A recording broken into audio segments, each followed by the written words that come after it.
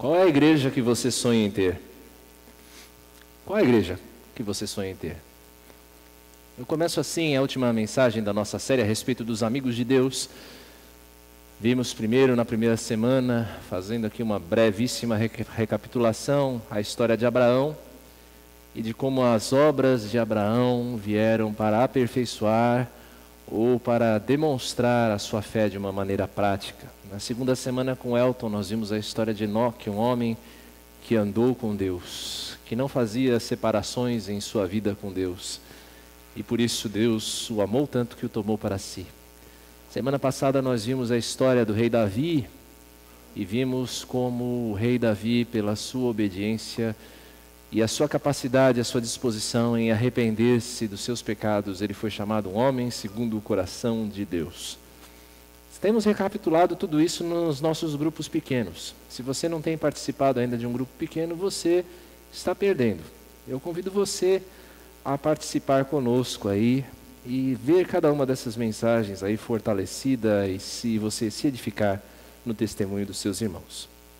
Dito isso, qual é a igreja que você gostaria de ter? Você já teve um pouquinho para pensar aí. Talvez a igreja que você gostaria de ter seja como a Yoido Church, na Coreia. 1 milhão de membros.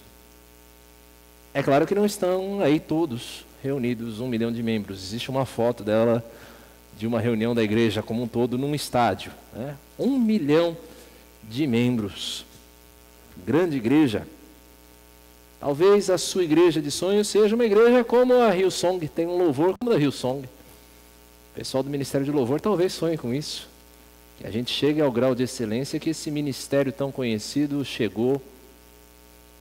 Talvez a igreja que você sonha tenha instalações tão bonitas quanto a Willow Creek de Chicago, a igreja do Bill Hybels.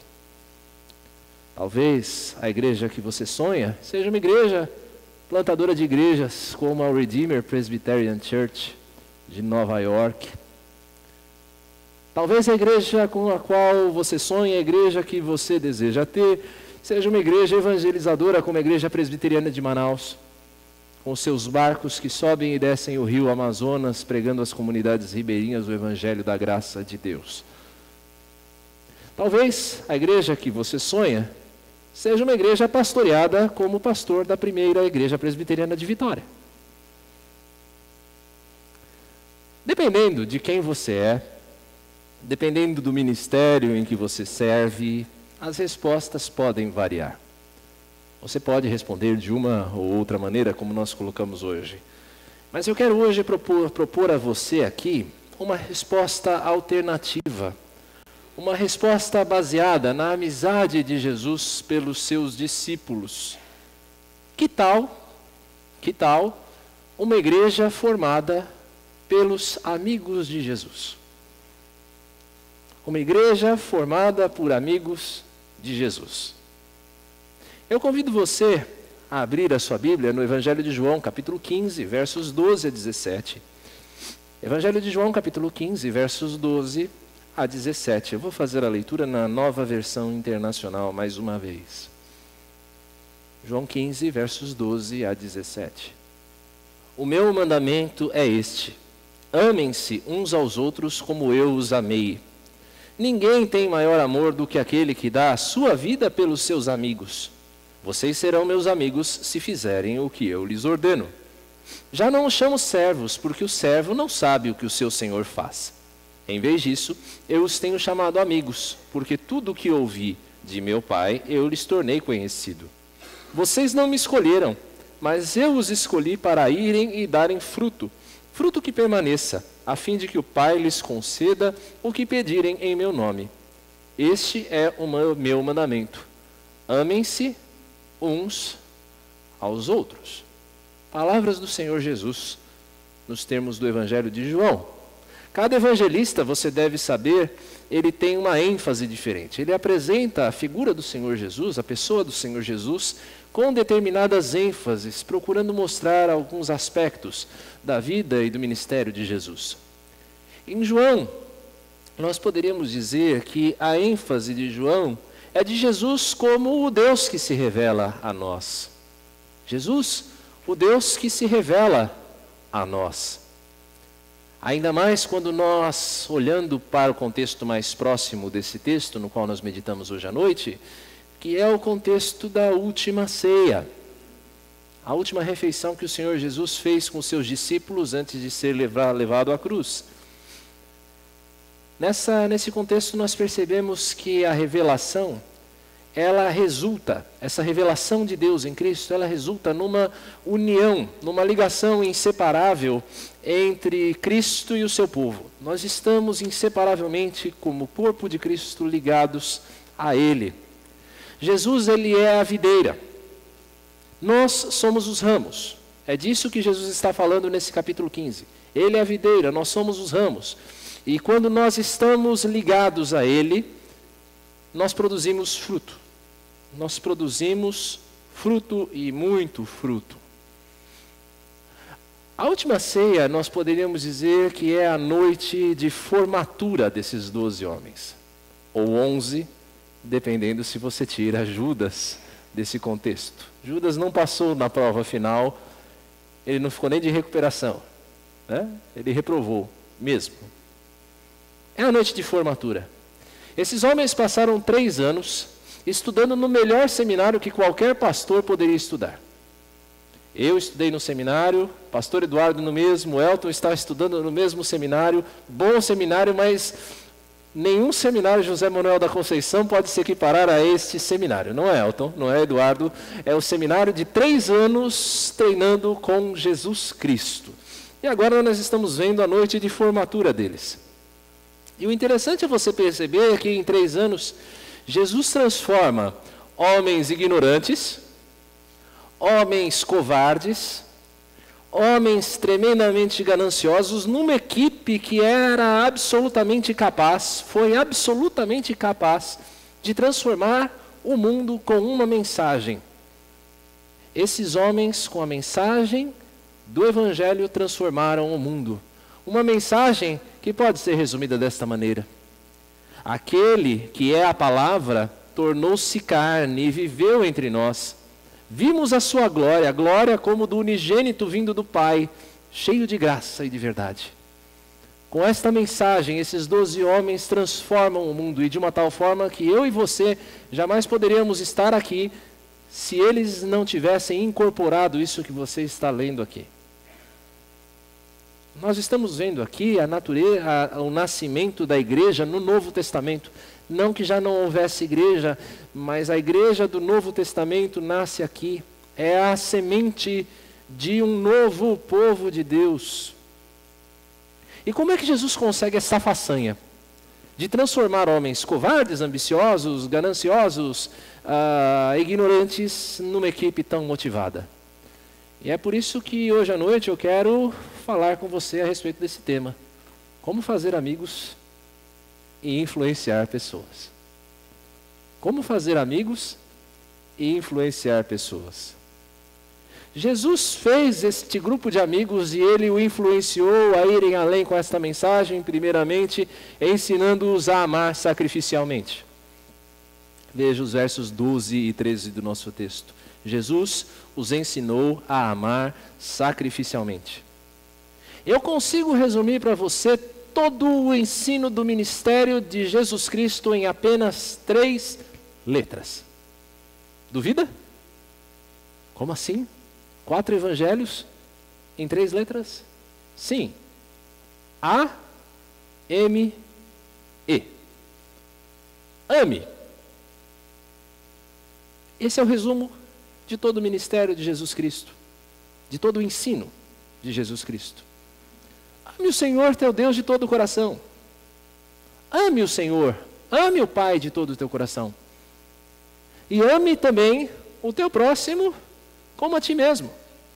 Ame. Essa é a ordem, esse é o comando de Jesus. Eu e você, nós devemos nos amar assim como Jesus nos amou. O comando é esse.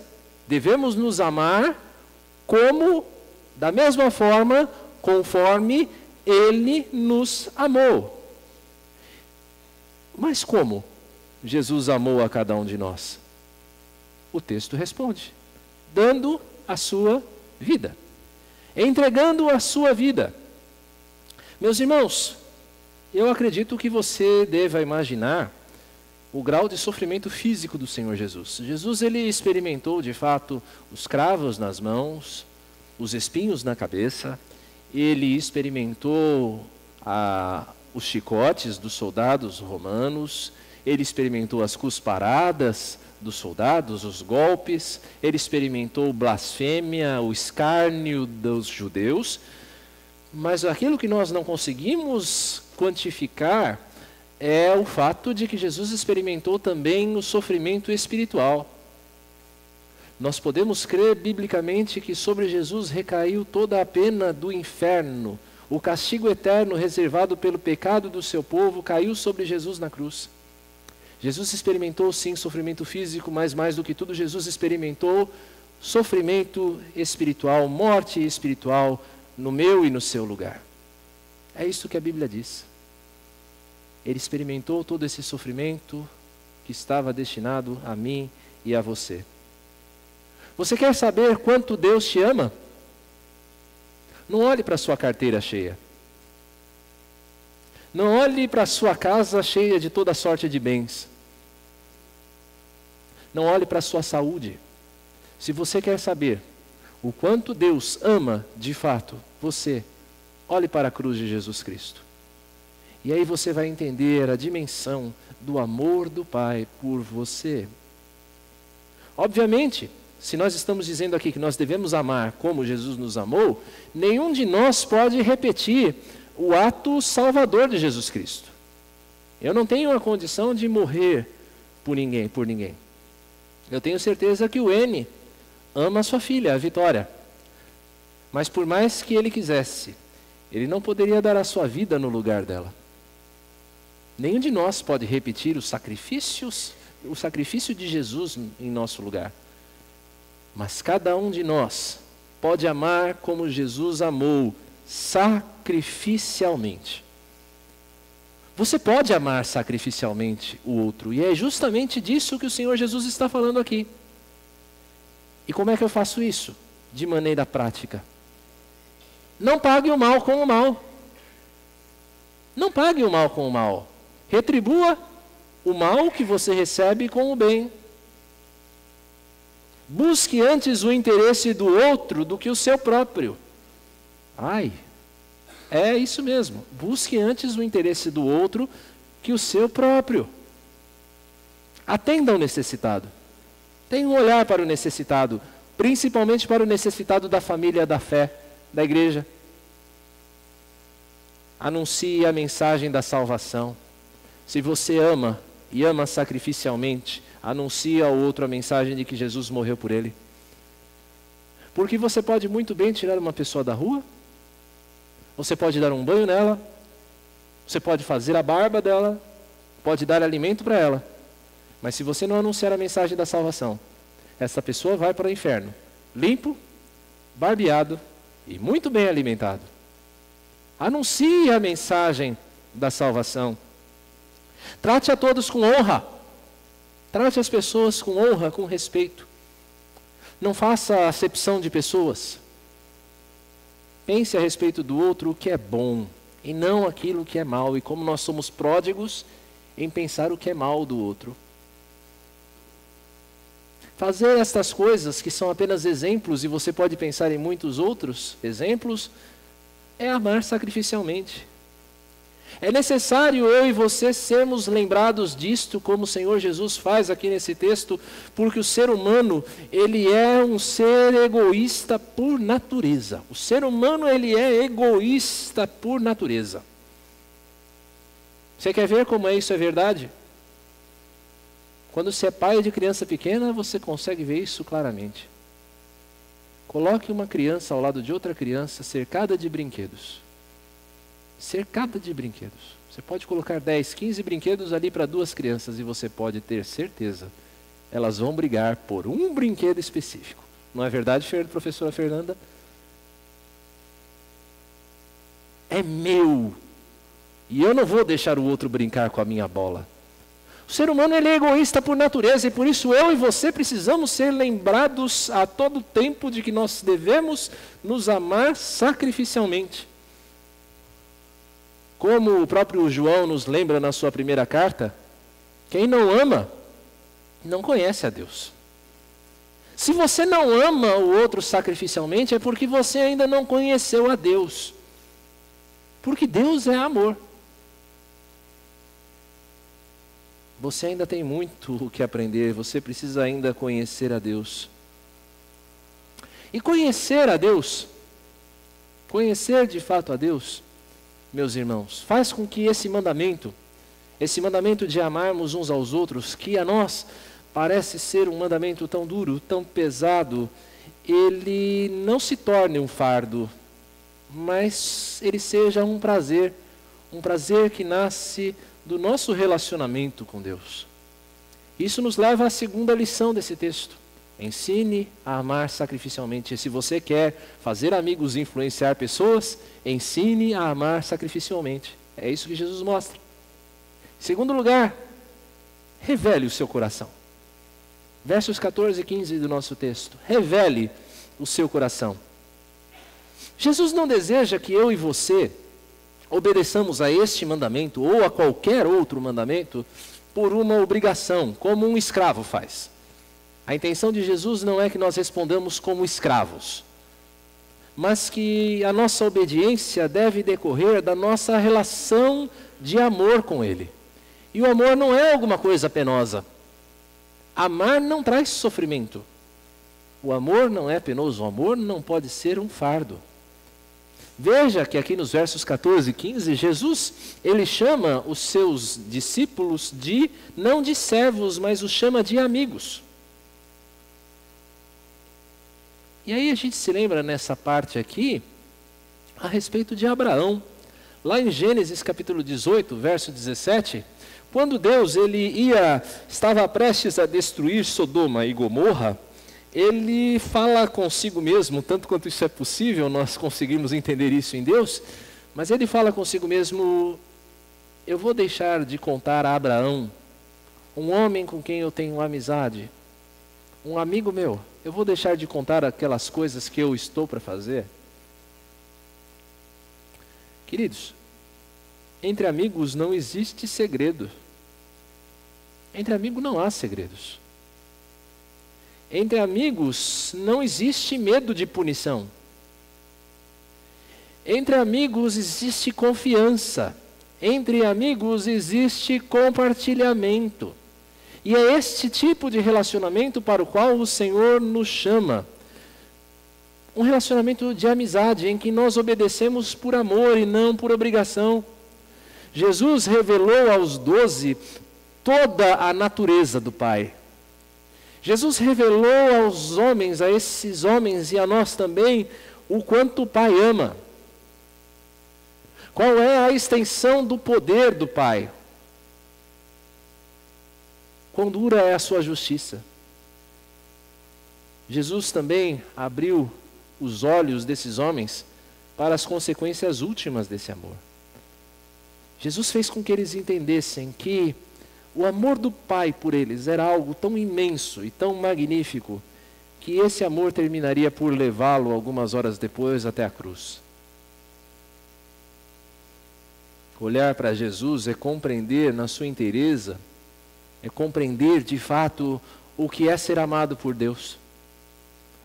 Olhe para Jesus e você vai entender o quanto Deus ama. Jesus poderia muito bem ter chegado para os 12 e determinar obediência. Olha, eu estou mandando vocês fazerem isto, cumpram isso aqui porque eu sou o seu Senhor.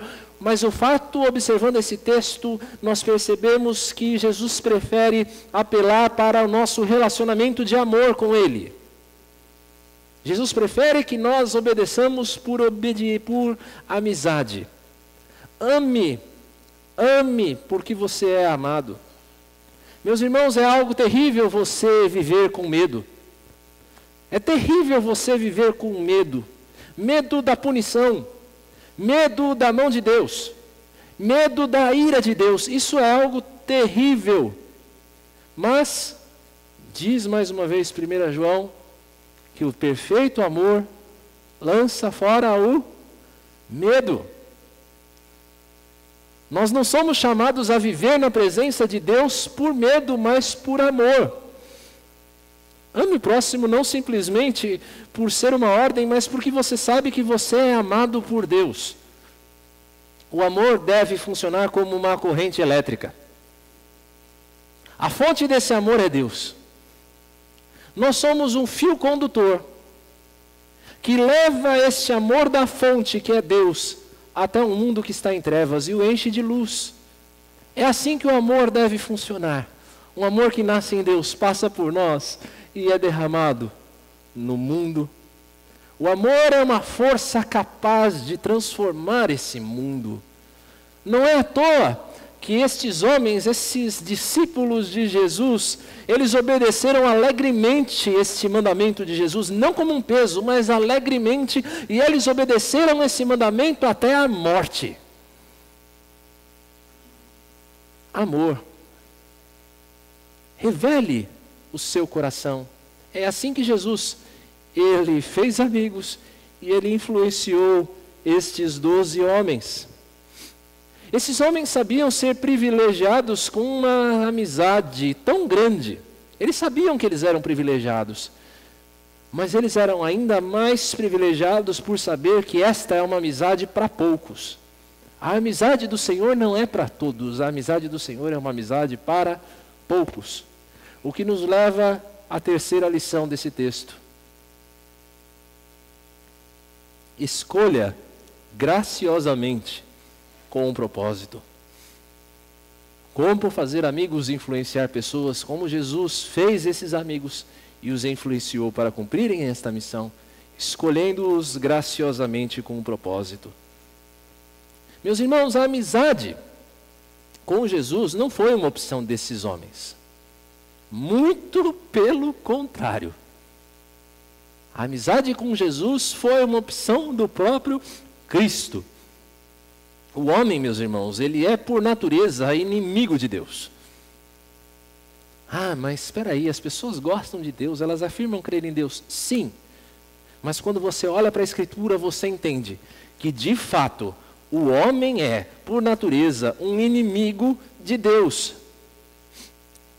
Ele é indisposto a fazer o bem. Ele é indisposto àquilo que é justo. Quem olha para si mesmo com sinceridade, vai entender que nós não podemos e nós não queremos ser amigos de Deus. Pelo menos não nos termos dele. Nós queremos ser amigos de Deus, sim, nos nossos termos. Mas nos termos dele, nós não queremos. Nós preferimos a inimizade. Nós preferimos seguir as inclinações da nossa carne. E a inclinação da nossa carne, como Paulo mostra em Romanos 8, verso 7, ela é inimizade contra Deus. A inclinação da sua existência, a sua inclinação por natureza é uma inclinação de inimizade com Deus. E aí entra o mistério da fé. Aleluia. Porque Deus escolheu fazer-se nosso amigo, quando nós ainda éramos inimigos dele. Enquanto eu e você ainda éramos inimigos de Deus, ele escolheu fazer-se nosso amigo. Ele escolheu reconciliar-se conosco por meio de Jesus Cristo. Pelo nosso lado, essa escolha de Deus, ela é um privilégio. Poxa vida, eu sou amigo de Deus, que privilégio, sim. Mas eu convido você a ter um olhar agora diferente. Não só pelo lado do privilégio. Porque pelos olhos de Deus, esta escolha, esta nossa escolha como amigos dele, tem um propósito maior do que simplesmente nos abençoar. Sim, Deus tem um propósito ao nos fazer seus amigos. Veja que Cristo escolheu os 12 para que eles fossem, para eles irem, para que eles fossem por todo o mundo, fazendo discípulos, pregando o Evangelho, batizando-os em nome do Pai, do Filho e do Espírito Santo, e ensinando-os a guardar tudo aquilo que o Senhor Jesus havia ensinado. O objetivo dessa escolha, dessa nossa escolha, é para que nós vamos. É para nós sairmos. A igreja do Senhor Jesus é uma igreja escolhida para uma missão. Eu e você somos separados para uma tarefa. Por isso, a igreja incorre num grave erro quando ela se encastela entre quatro paredes, sem movimento, sem ação. Uma igreja confortável é uma igreja em pecado. A igreja trai o propósito da sua eleição quando a sua vida, a sua vivência, ela não passa da sua porta. Quando o fim do domingo é o fim da tarefa. Acabou o domingo, ok, bati o meu cartão religioso, até semana que vem, se Deus quiser. A igreja erra, ela trai a sua escolha quando ela age assim. A igreja ela é escolhida para dar frutos e frutos que permaneçam. Nós estamos sim falando de frutos do Espírito aqui, tais como paz, domínio próprio, alegria, como nós vemos em Gálatas 5. Sim, é desses frutos também que nós estamos falando, mas sobretudo Jesus está aqui falando de que os frutos que a igreja é chamada a dar são frutos de vidas transformadas pelo poder do amor que nós demonstramos. O amor que nós demonstramos uns pelos outros, aqui dentro, é o maior testemunho do poder da cruz. Olhe para a pessoa aí do seu lado. De verdade, olhe. O amor que você demonstra por esta pessoa que está aí do seu lado, o amor sacrificial que você demonstra por ela, é o maior testemunho do poder transformador da cruz. Um poder que transforma inimigos em amigos. Quando a igreja se torna um antro de fofoca, quando a igreja se torna um antro de maledicência, quando nós não choramos com aqueles que choram, quando nós não nos alegramos com aqueles que se alegram, nós deixamos de ser um testemunho vivo do amor que nos alcançou. Porém, quando o coração da igreja, veja que coisa maravilhosa, quando o coração da igreja se encontra alinhado com os propósitos de Cristo, quando ela entende o quanto ela é amada, quando ela entende que ela foi escolhida com um propósito, quando ela se alinha com este propósito do Senhor Jesus Cristo, Deus não irá negar a ela nenhum recurso que ela necessite para o cumprimento desta missão. E é por isso que o Senhor Jesus fala nesta passagem a respeito de oração. Quando o nosso coração ele está alinhado com esse propósito de Deus, meus irmãos, de fazer o seu amor conhecido, e nós oramos a Ele, nós não iremos orar egoisticamente. Você não irá orar por coisas fúteis. Você não irá pedir coisas apenas em seu benefício. Dá-me um emprego melhor, dá-me uma casa melhor, dá-me um carro melhor, dá-me filhos bonitos, não é nada disso.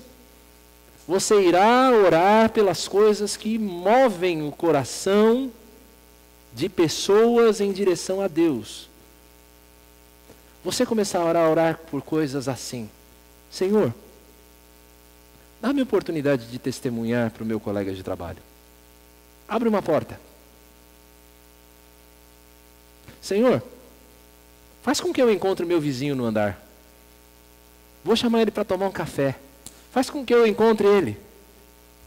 Eu quero ter um relacionamento autêntico com esse vizinho para que eu possa testemunhar do Evangelho. Senhor, olha por aquele meu parente que ainda não te conheceu. Move o coração, Senhor. E aí a mão do Senhor irá trabalhar, porque os propósitos dele estão alinhados com os seus. Ou ao contrário, os seus estão alinhados com o dele. É algo lógico, meus irmãos. Quando a nossa mente é a mente de Cristo, nós iremos pedir as coisas que Ele pediria ao Pai. Não para o nosso benefício, mas para a glória de Deus. Você vai orar pelas coisas que glorificam a Deus e não a você mesmo.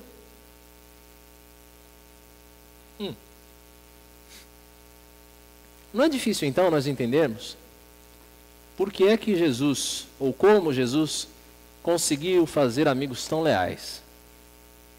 Não é difícil você entender como é que Jesus conseguiu fazer amigos tão leais e como Jesus conseguiu influenciá-los a cumprir uma missão tão grande e tão abençoadora quanto a pregação do Evangelho. Não é difícil você entender. Ao amar sacrificialmente, Jesus ele estabeleceu o padrão a ser seguido. Ao revelar o seu coração, ele tirou desses homens todo o medo e fez com que eles habitassem no reino do amor do Pai. Ao escolher esses homens com um propósito, Jesus fez dele pessoas humildes e com um olhar voltado para os campos que branquejam, campos que estão brancos para a ceifa. Imagine agora, para terminar, imagine agora o poder irresistível de uma igreja em que misericórdia, perdão, graça sejam o padrão dos seus relacionamentos. Imagine uma igreja em que as pessoas se tratam com misericórdia, perdão e graça. Imagine o poder de atração de uma igreja em que aquele que tem muito cuida daquele que não tem nada. E prover para que não haja quem padeça de necessidades em seu meio. As pessoas olham para nós e veem uma igreja que cuida uns dos outros. Imagine como as pessoas veriam uma igreja em que o pensar acerca do outro é algo santificado, é algo sem malícia. Imagine quão atrativa pode ser uma igreja em que a amizade é fundada num coração sincero, num coração transparente, um coração sem segundas intenções. Imagine uma igreja em que o pobre é tratado com a mesma honra e dignidade que o rico. O pobre e o rico sentam-se ao lado um do outro na igreja e ambos são tratados da mesma maneira. Imagine o poder irresistível de uma igreja em que os marginalizados da sociedade, os bêbados, os viciados, os homossexuais, as prostitutas, os criminosos são acolhidos, são abraçados e são tratados com vista à mudança. Imagine uma igreja em que um travesti pode entrar por esta porta e ele vai ser abraçado. Não porque nós declaremos que isto, o que ele faz seja algo certo, a maneira como ele vive seja algo correto. Não é. Mas mesmo assim ele é abraçado, porque nós sabemos que Deus o ama, que o Senhor o ama e quer vê-lo de volta para casa. Imagine o poder de uma igreja, o poder de atração de uma igreja em que a verdade pode ser dita sem medo, em que eu posso chegar aqui à frente, abrir o meu coração para vocês e vocês abrirem o coração para mim sem medo, posta que é uma verdade dita em amor, em que eu posso corrigir você, porque eu sei que aliás, vocês podem me corrigir, porque eu sei que vocês o farão em amor. Imagine uma igreja assim.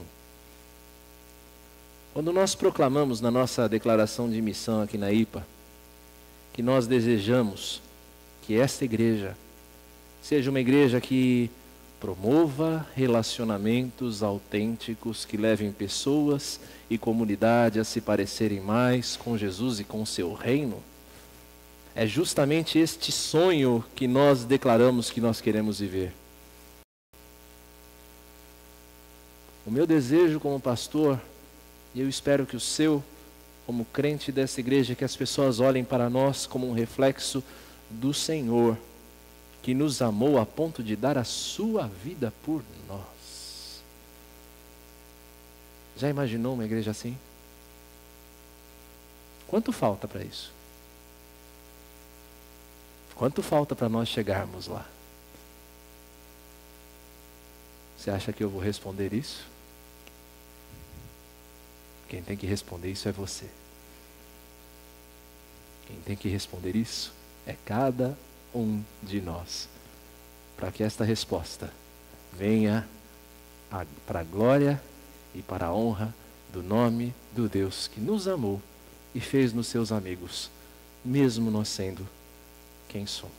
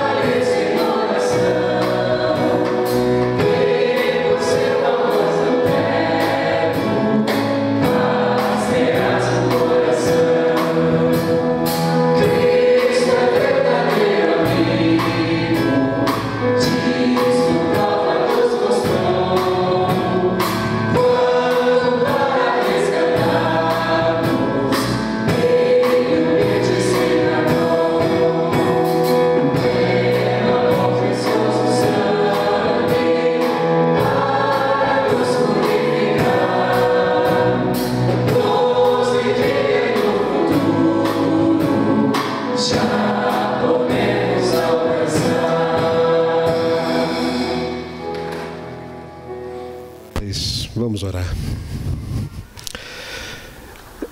Muito obrigado, Senhor, porque esse é um lugar aqui de amigos. Esse é um lugar, ó Deus, onde o Senhor colocou nossa vida para conhecer outras pessoas, para fazer diferença na vida delas e para que essas pessoas também fizessem diferenças na nossa vida. E eu quero te agradecer, ó Deus, porque essa amizade que nós temos, ela começou com o Senhor. Não fomos nós, realmente, não fomos nós que escolhemos o Senhor, foi o Senhor quem nos escolheu. E louvado seja o teu nome por isso. Por isso, ó Deus, esse é um momento muito especial, onde pessoas diferentes, totalmente diferentes, se reúnem e se encontram e vivem uma comunhão baseada na cruz. E nós te agradecemos, Senhor, porque o Senhor se tornou nosso amigo, mostrando o quanto o Senhor realmente nos ama. O amor do Senhor é um amor eterno. O amor do Senhor é um amor de fato sacrificial. O amor do Senhor, ó Pai, é algo tão tremendo na nossa vida, que é impossível, uma vez experimentando esse amor, é impossível a gente não compartilhar com outras pessoas. Por isso, nós oramos aqui ao final desse encontro, dessa celebração, nós oramos para que possamos viver e fazer essa diferença durante esse tempo, porque vamos ficar separados uns dos outros. E se há alguém aqui, Senhor, que ainda não entendeu essa amizade contigo, que o Senhor graciosamente possa se manifestar nessa noite na vida deles. Que a tua graça, que aqui está, possa se espalhar no nosso meio e encontrar lugar na vida daqueles que tanto precisam dessa amizade.